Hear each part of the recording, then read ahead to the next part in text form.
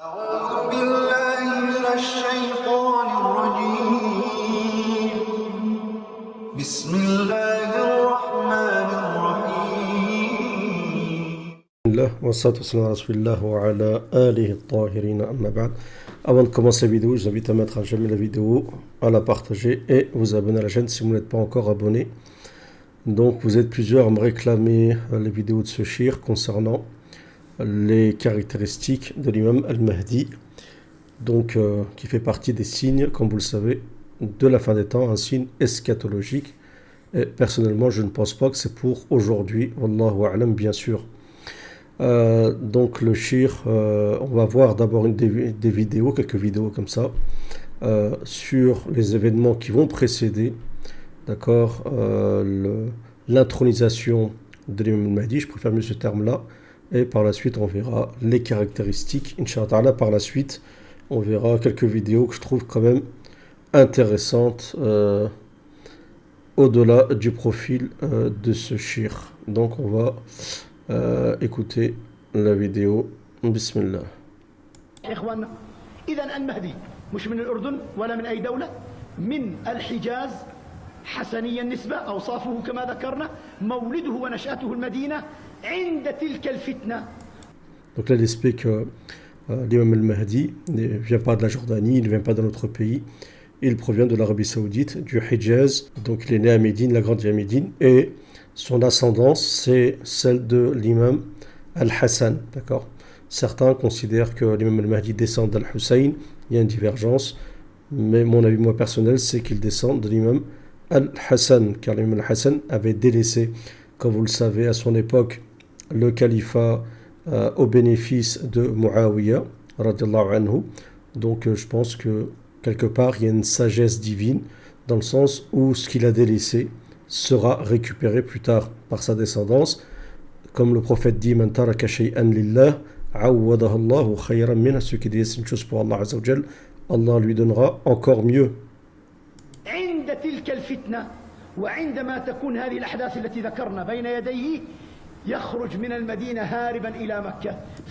Donc lui, il avait parlé des événements qui allaient se dérouler durant la présence de l'imam al-Mahdi à la Mecque. C'est qu'il y aura, il expliquait, durant le mois de Dhul Hijjah, pendant le Hajj, des gens qui seront massacrés, d'accord, des pèlerins qui seront massacrés. Ça, c'est vrai, on le trouve de certains hadiths. Je pense, Allah alam, parce que j'avais lu ces hadiths il y a longtemps, je pense qu'ils sont rapportés par, qu'on trouve ces hadiths dans Kitab al-Fitan, si je ne me trompe pas. Mais en tout cas, je sais qu'il y a de tels hadiths. Donc il y aura une sorte de massacre comme ça durant le mois de Hijjah à la Mecque. Et donc c'est parmi les signes qui vont se dérouler avant l'apparition ou avant l'intronisation du Mahdi. يأتيه أناس من أهل مكة ومن أهل المدينة ومن المؤمنين الذين على قلب إبراهيم عليه السلام، وهم أبدال هذه الأمة، أبدال الشام وعصائب أهل العراق، من رآهم يظنهم أبناء رجل واحد. Donc à ce moment-là, des gens vont venir vers lui, qui proviennent de Médine, de la Mecque, du Yémen, de l'Irak. Il dit des personnes qui auront le même cœur que le prophète Ibrahim, dans le sens où le prophète Ibrahim était quelqu'un de très, comment dire, strict sur le tawhid, d'accord, lui c'est Allah Azza wa Jal. Et donc ces gens-là, qui seront les futurs suiveurs de l'imam al-Mahdi, il dit, si tu les vois, tu auras l'impression qu'ils sont une même personne.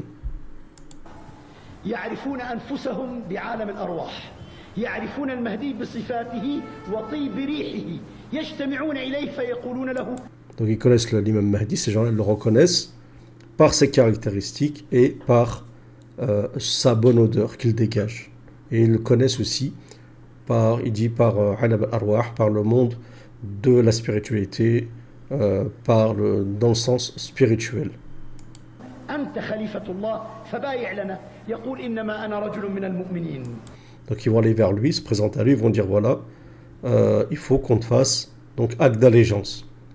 Tu es le khalifa d'Allah Azza wa Jal, on te fait acte d'allégeance, lui va refuser, il va dire je suis simplement un homme parmi les croyants. إنما أنا رجل من المؤمنين. فيخالفهم يعني بيهرب منهم فيفر من المدينة إلى مكة قال فيطلبونه فيخبرون أنه توجه إلى المدينة. Donc là, il va sauver de Médine vers la Mecque. Ils vont le pourchasser. Et ensuite, il va se sauver de la Mecque ensuite vers Médine. فيلحقونه من مكة إلى المدينة فيلتقون به في مسجد النبي. هذا الكلام اللي أقول لكم إياه كله أحاديث أنا مجمعها وحافظها. Donc ils vont ensuite le rejoindre et le retrouver vers la mosquée du prophète à Médine. Tous ces hadiths, il dit je les connais et je les connais par cœur. حيث لو مجازا صدر أمر بإتلاف جميع الكتب التي تتحدث عن المهدي بفضل الله أستطيع أن أعيد تأليفها كلها.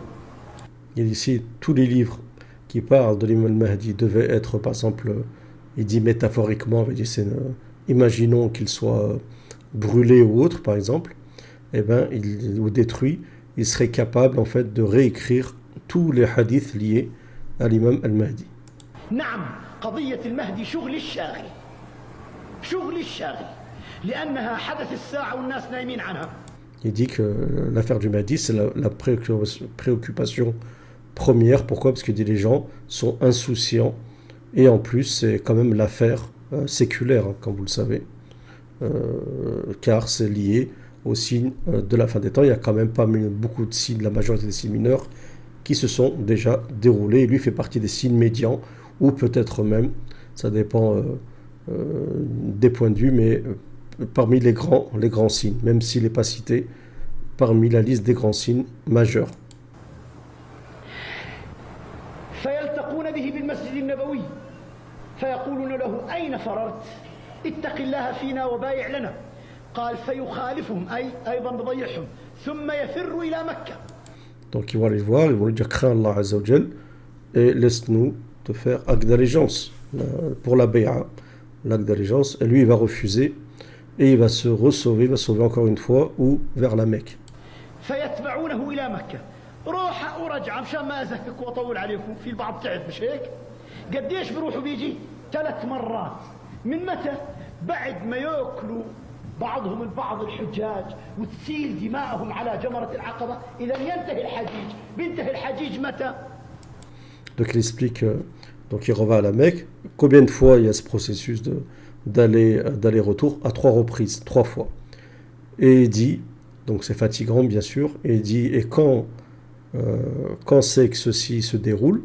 Après le massacre qu'il y a quand même à la Mecque, c'est-à-dire que des pèlerins vont être tués, il y a du sang qui va couler. Il dit, Val-Aqaba, c'est là où les pierres sont jetées, c'est vers les stèles. متى بيعته بدها تكون متى يوم 10 محرم. Donc il explique que la bay'a, l'acte d'allégeance, doit lui être fait le 10 du mois de Muharram, d'accord, le mois qui suit le mois de Dhul Hijjah. اليوم الذي نجى الله به إبراهيم من نار النمرود اليوم الذي رست به سفينة نوح على الجودي. Donc il explique que le 10 du mois de Muharram, c'est le mois où Allah Azza wa Jalla a sauvé Ibrahim du feu. Et aussi le mois où le bateau de Nuh s'est ancré sur le mont Al-Joudi. اليوم الذي أنجى الله به موسى والمؤمنون بني إسرائيل وأهلك فرعون.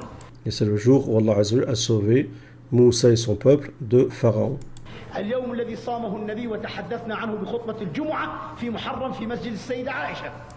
Et c'est aussi le jour que a jeûné le prophète alayhi salatu wassalam. وهو اليوم الذي قدر أن يذبح فيه الحسين ابن علي بن أبي طالب ابن فاطمة يوم كربلاء. C'est aussi le jour où a été assassiné, d'accord, le petit-fils du prophète alayhi salatu wassalam, le fils de Fatima, Al-Hussein à Karbala. 10 محرم بالله عليكم بين 20 ذو الحجة أو قول خلص ذو الحجة و10 محرم 10 15 يوم. إذا بدها تكون المسألة زي ما بيقولوا بعض المشايخ بطلت الصناعات الحديثة ورجعوا الناس يركبوا على الجمال والحمير والقتال بالسيف من مكة للمدينة على الإبل والخيل قديش بدها؟ 8 أيام على أقل تقدير على الخيل 8 أيام هكذا موجودة في كتب السير وعلى الإبل والسفر الطبيعي 10 أيام هو بيروح وبيرجع بين مكة والمدينة 3 مرات. إذا كل مرة بدها 10 أيام ولا 8 خليها على الخيل. 8 في 3 24. المسألة أقل من 15 يوم. إذا كما قلت يوم في مجلس سيد الكردي. Donc il dit, si on part du principe que il a fait 3 allers-retours à l'aide des moyens de locomotion de l'époque, d'accord, ou sur ceux qui considèrent qu'à l'époque du l'imam Mahdi, il n'y aura plus de technologie, donc c'est-à-dire qu'il va se déplacer avec un chameau, comme à l'époque, il faut au moins, d'accord, comme il dit, au moins, on va dire, aller, dans le meilleur des cas, 8 jours, d'accord, pour aller de la Mecque à Médine. Alors moi, je ne vais pas vérifier, c'est ce que lui dit, d'accord. Donc il dit, il faudrait au minimum, ça ferait 24 jours. Il dit, ça y est, l'affaire, elle est pliée, s'il met autant de temps, d'accord. Voilà ce qu'il dit en substance, on va faire comprendre que c'est le contraire en fait.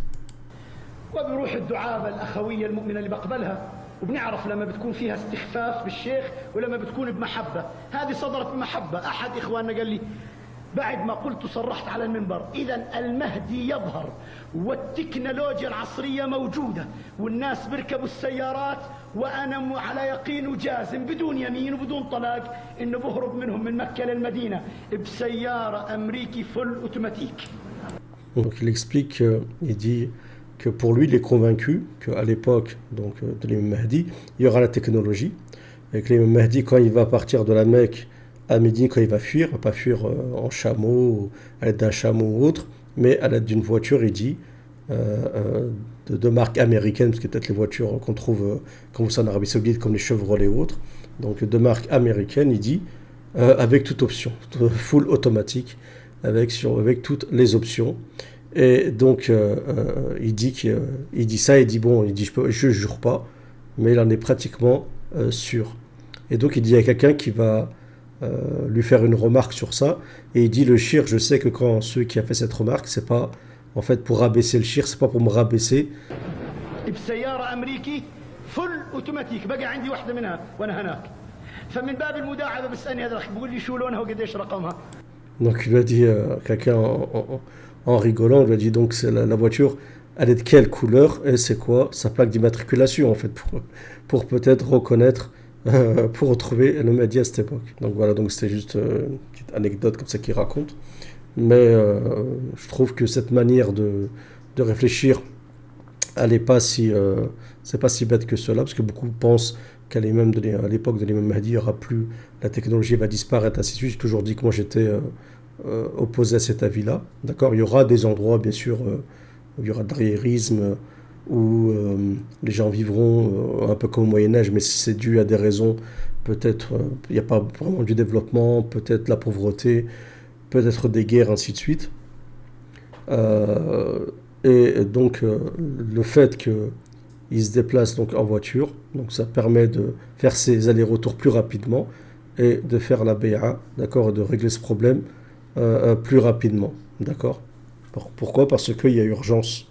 Il y a urgence, d'accord. Donc si c'était en chameau qui se déplaçait, ce serait difficile qu'ils lui font acte d'allégeance le 10 du mois de Muharram. Quoique, je ne sais pas si ces hadiths sont vraiment, au niveau de l'authenticité, sont vraiment authentiques.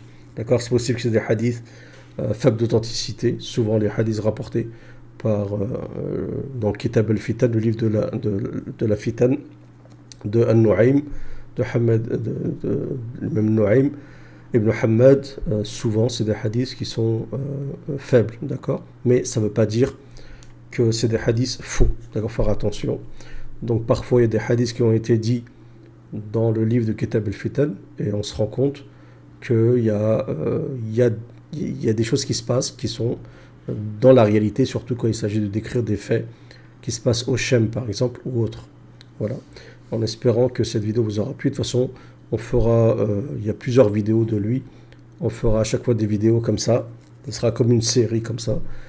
Et ça peut être intéressant, même si ça remonte maintenant à plus de 20 ans, je pense que c'est encore d'actualité et très intéressant, même si personnellement je pense que c'est pas pour aujourd'hui. Et bien sûr, Allah alam, il n'y a qu'Allah Azza wa Jal qui sait. Je vous remercie pour votre écoute. Salam à tous.